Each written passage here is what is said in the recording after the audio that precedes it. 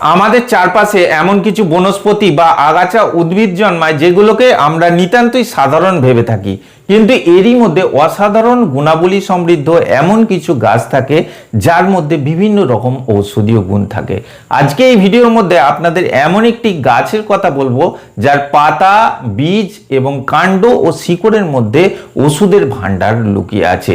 এই গাছটি রাস্তার ধারে, পুকুরের পাড়ে, বনে বাদারে পড়ে থাকা জমিতে ভীষণভাবে বেড়ে ওঠে।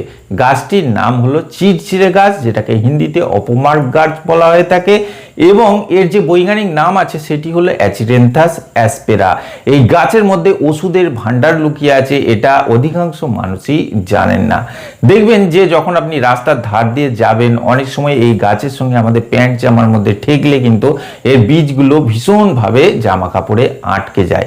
আজকে এই ভিডিওর মধ্যে আপনাদের বলবো যে আপাং গাছ বা চিরচিরে গাছ, যেটাকে অ্যাচিরেন্থাস অ্যাসপেরা বলা হয়ে থাকে সায়েন্টিফিক্যালি, এই গাছের মধ্যে কি কি গুণাবলী লুকিয়ে আছে, আমাদের মানব শরীরে কোন কোন রোগ ব্যাধিকে এই গাছটা খুব সুন্দরভাবে দূর করতে পারে। দেখুন, আমাদের শরীরে যত প্রকার রোগ ব্যাধি আছে, সব রোগ ব্যাধির সমাধান কিন্তু এই প্রকৃতির মধ্যেই লুকিয়ে আছে। এই কথাটা আমি বারবার ভিডিওর মধ্যে বলি। আমাদের প্রকৃতির মধ্যে যে ওষুধগুলো আছে সেগুলোকে অন্বেষণ করতে হবে, খুঁজে বের করতে হবে।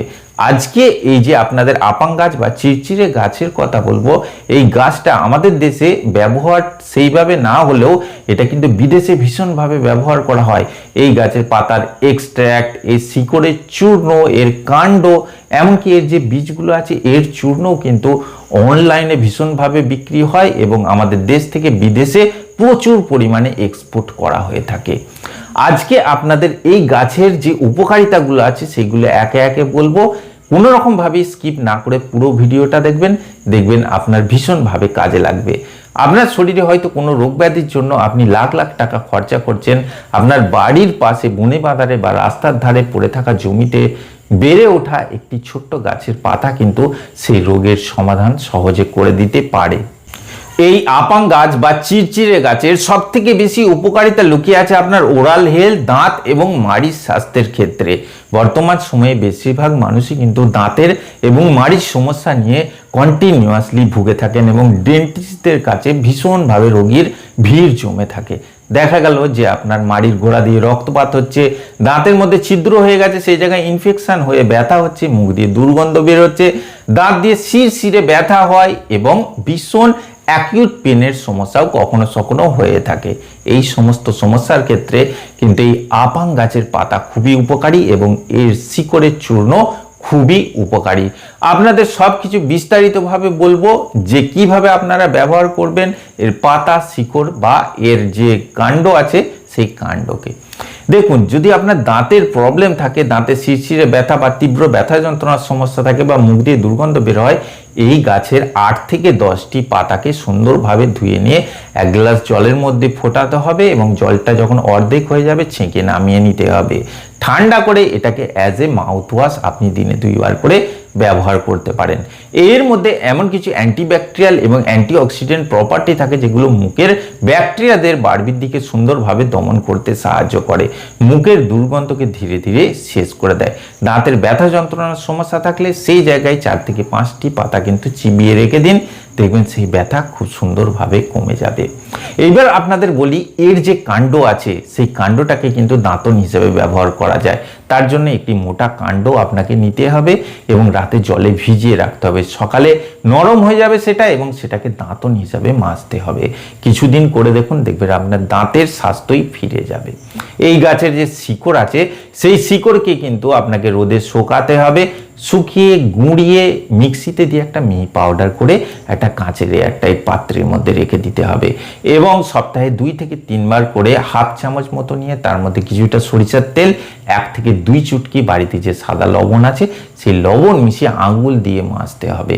7 থেকে 10 দিন মাজুন, দেখবেন আপনার মুখের মধ্যে একটা আলাদাই ফ্রেশনেস এসে যাবে, দাঁতে ব্যথা যন্ত্রণার সমস্যা চলে যাবে। আপনি টুথপেস্ট দিয়ে দাঁত মেজে যে ফ্রেশনেস বা তরতাজা ভাব পান না সেটা কিন্তু এতে পেয়ে যাবেন এবং আপনি এটা কন্টিনিউয়াসলি করতে থাকলে আপনার দাঁত কিন্তু লোহার মতো মজবুত হয়ে যাবে। 2 নম্বরে হলো ত্বক বা স্কিনের যে কোনো সমস্যার ক্ষেত্রে, সেটা স্কিনের অ্যালার্জি হতে পারে, দাঁত, একজিমা, খোস, পাচরা বা ফাঙ্গাল ইনফেকশন যাই হোক না কেন, এই আপাং গাছের পাতা কিন্তু ম্যাজিক্যালি কাজ করে, অর্থাৎ ধন্বন্তরী ঔষধের মতো কাজ করে।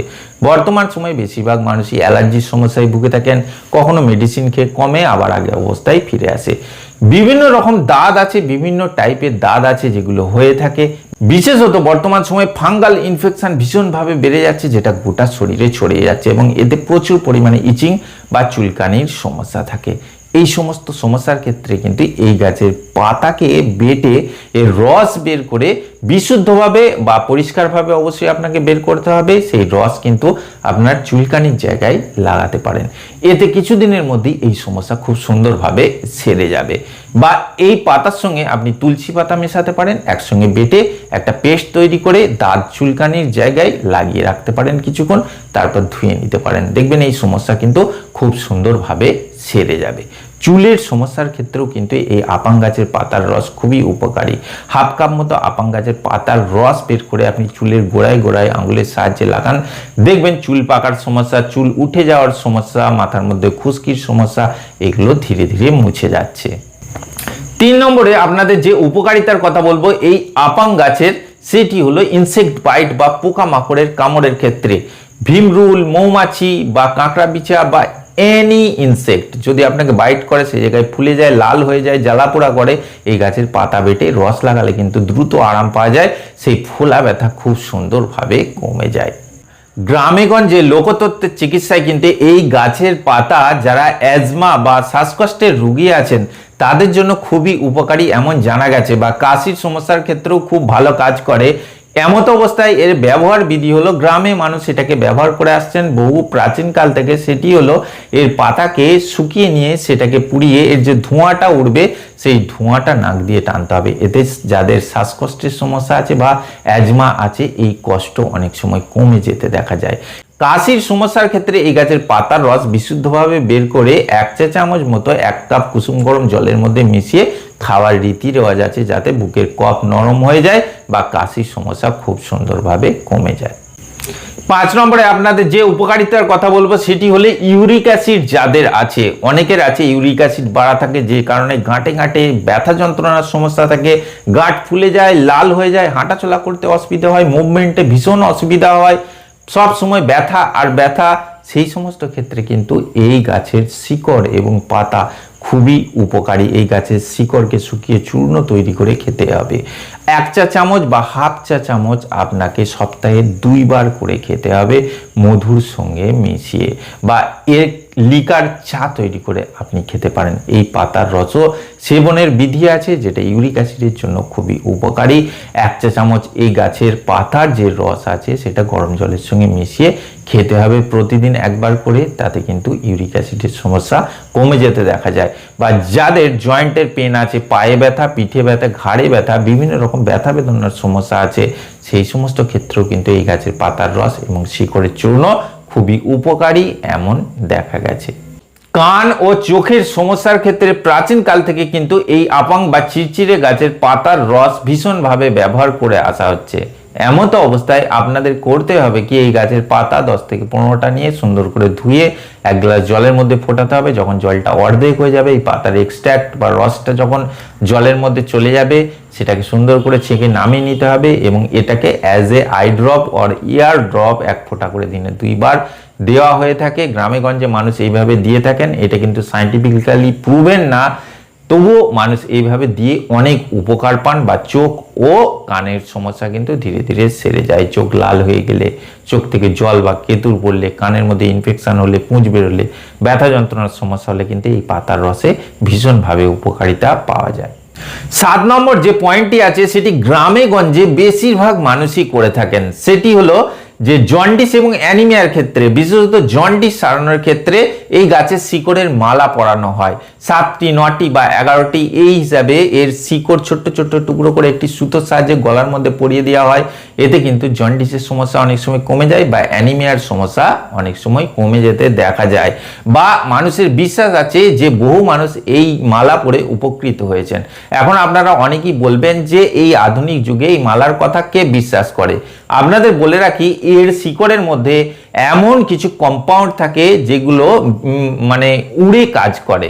কিভাবে সেটা আপনাদের বোঝায় যে আপনি যখন পেঁয়াজ কাটেন আপনার চোখে কিন্তু লাগে না, কিন্তু চোখ জ্বালা পোড়া করে, চোখ দিয়ে জল বের হয়।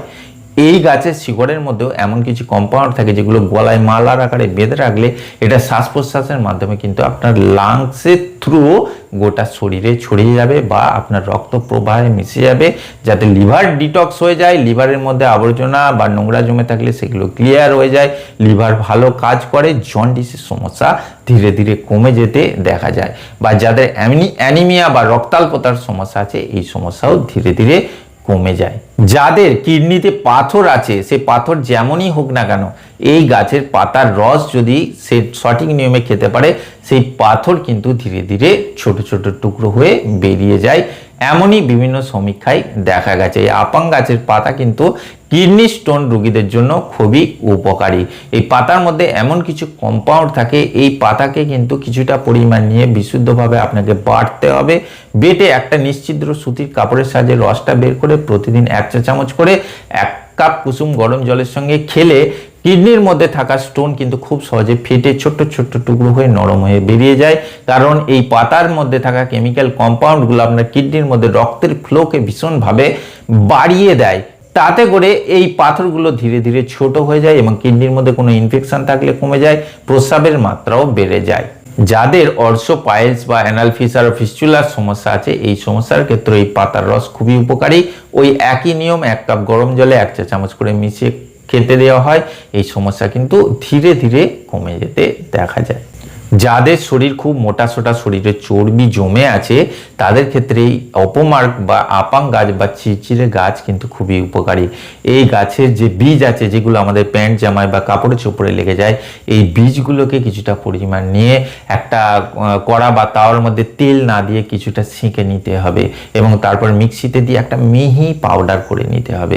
এই পাউডারের মধ্যে কিছুটা পরিমাণ মধু, অর্থাৎ পাউডারটা যে পরিমাণ নিতে হবে 1/4 চামচ এবং মধু 1 চামচ মতো দিয়ে চেটে চেটে খেতে হবে।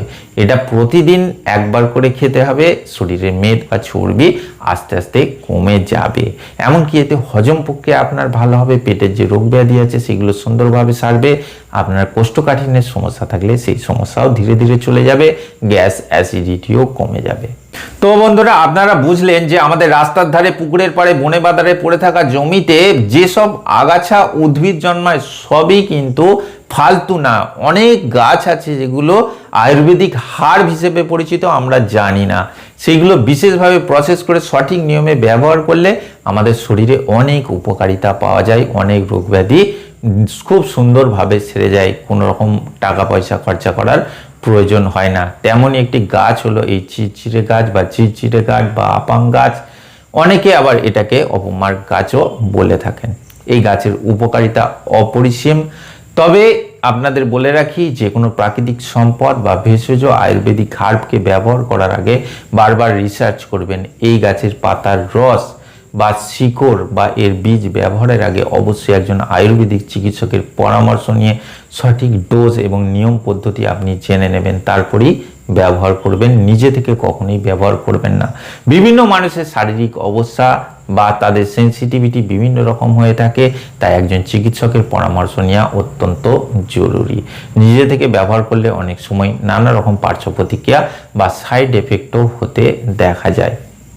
আশা করছি আজকের ভিডিওটি আপনাদের ভালো লেগেছে। যদি ভালো লাগে অবশ্যই একটি লাইক করবেন, আর এই ধরনের আরও ভিডিও পাওয়ার জন্য আমার চ্যানেলটিকে অবশ্যই সাবস্ক্রাইব করে রাখবেন। ভিডিও শুধুমাত্র তথ্যের জন্য বানানো বা এডুকেশনাল পারপাসে নিজে থেকে কোনো কিছুই কনজিউম করতে যাবেন না। সবসময় একজন চিকিৎসকের পরামর্শ নেবেন। দেখা হচ্ছে পরের ভিডিওতে। ভালো থাকবেন। ধন্যবাদ।